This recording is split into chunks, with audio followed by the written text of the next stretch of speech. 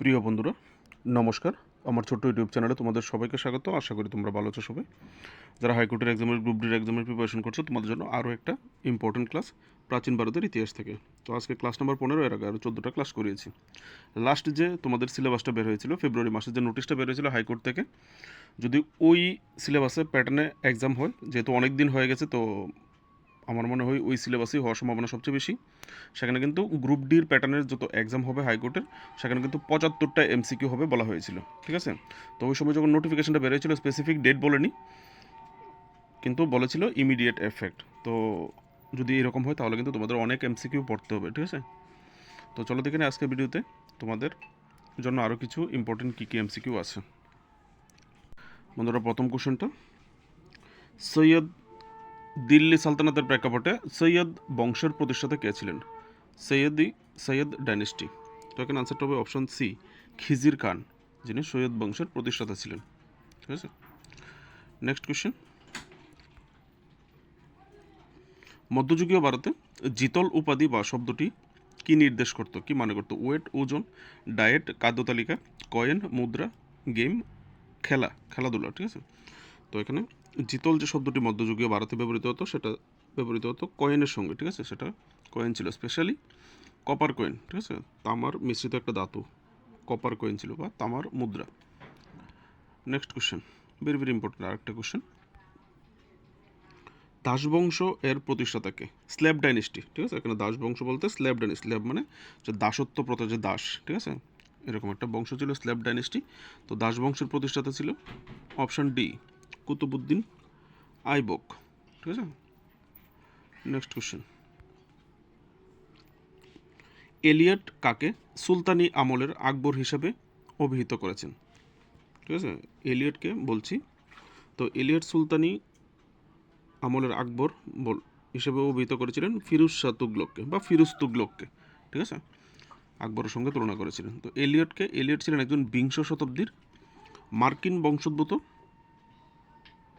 British কবি, প্রাবন্ধিক এবং সাহিত্যিক সমালোচক, ঠিক আছে। নেক্সট কোশ্চেন, কোন মুসলিম শাসকের মুদ্রায় দেবী লক্ষ্মীর ছবি ছিল? ঠিক আছে, শাসক তো মুসলিম ছিলেন, কিন্তু ওনার আমলে প্রচলিত মুদ্রার মধ্যে দেবী লক্ষ্মীর ছবি ছিল। তো এখানে আনসারটা হবে অপশান ডি, মোহাম্মদ গুরির আমলে যে মুদ্রা প্রচলিত ছিল, সেখানে দেবী লক্ষ্মীর ছবি ছিল।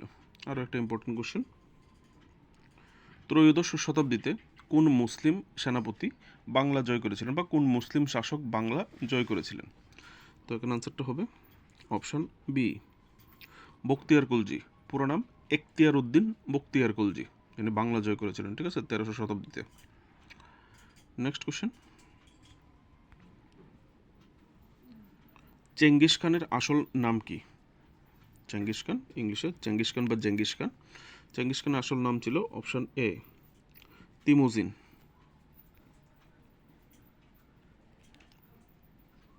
মঙ্গল সম্রাট। এখানে আনসারটা বলে দিচ্ছি। Next question, in which year Timur Lang invaded India? Timur Lang কত সালে ভারত আক্রমণ করেছিলেন? ইতিহাসের আরেকটা বিভৎস শাসক, তার হাতেও অনেক হত্যাযজ্ঞ হয়েছে, ঠিক আছে। তো তৈমুরলং ভারত আক্রমণ করেছিলেন 1398 খ্রিস্টাব্দে, ঠিক আছে। সে কোথা থেকে এসেছিল, কোথাকার শাসক ছিলেন? সমরকন্দ, ওই সময়ের সমরকন্দ, বর্তমানে উজবেকিস্তান, ঠিক আছে। সমরকন্দের শাসক ছিলেন, বা বর্তমান সময়ে উজবেকিস্তানের শাসক ছিলেন। Next question, Timur invaded India during whose regime? কার রাজত্বকালে তৈমুর ভারত আক্রমণ করেছিলেন? তো এখানে আনসারটা হবে Mohammad Shah Tughlaq, option D. Sorry friends, option A, extremely sorry, Mahmud Shah Tughlaq এর সময় আক্রমণ করেছিলেন Bharat. Next question,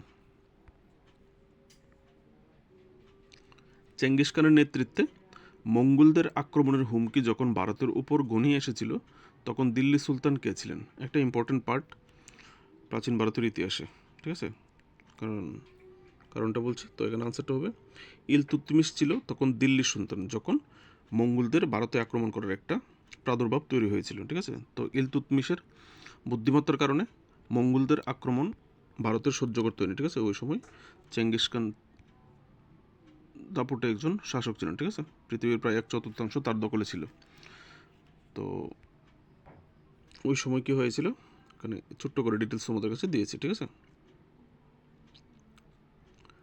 Genghis Khan 1221 খ্রিস্টাব্দে এই যে খাওয়ারিজমের যুবরাজ, যার নাম ছিল জালালউদ্দিন মাঙ্গোবার্নি, তাকে ধাওয়া করে সিন্ধু নদী পর্যন্ত চলে এসেছিল, ঠিক আছে। যে সিন্ধু নদী পর্যন্ত। তো এই যে খাওয়ারিজম যে অঞ্চলটা, সেটা বর্তমানে উজবেকিস্তান এবং তুর্কমেনিস্তানের মধ্যবর্তী একটা জায়গায়, ঠিক আছে, গুরুত্বপূর্ণ একটা অঞ্চল ছিল। তো ওইখানের যে যুবরাজ তাকে ধাওয়া করে এদিকে এসেছিল। তো ওই সময় সে এসে ইলতুৎমিশ ছিল দিল্লির সুলতান।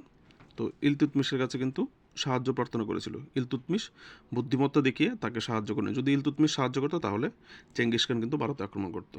তো ইলতুৎমিশের বুদ্ধিমত্তার কারণে চেঙ্গিস খানের আক্রমণ থেকে ভারত বেঁচে যায়, নাহলে অনেক ক্ষয়ক্ষতি হতো। নেক্সট, দক্ষিণ ভারতের কোন রাজবংশ তার নৌশক্তির জন্য বিখ্যাত ছিল? বা দক্ষিণ ভারতের কোন স্টেট এরকমও করে, হুইচ সাউথ ইন্ডিয়ান স্টেট এরকমও করে, ঠিক আছে, ওই সময়কার সময়ে। তো এখানে আনসারটা হবে যে স্টেট বা রাজবংশ দক্ষিণ ভারতের নৌশক্তিতে শক্তিশালী ছিল, বিখ্যাত ছিল, সেটা ছিল অপশান সি, চোলা বা চোল রাজবংশ, ঠিক আছে, যারা নৌশক্তিতে শক্তিশালী ছিল। তো এই ছিল আজকের ইম্পর্টেন্ট 11টা এমসিকিউ তোমাদের জন্য। ভালো লাগলে লাইক করবে, এখনও পর্যন্ত সাবস্ক্রাইব না করে থাকলে সাবস্ক্রাইব করে রাখো, তোমাদেরই লাভ হবে। আর তোমাদের সাপোর্ট তো আমার অবশ্যই দরকার, সাবস্ক্রাইব করে পারলে সাপোর্ট করবে। নমস্কার, দেখা হচ্ছে নেক্সট ভিডিওতে।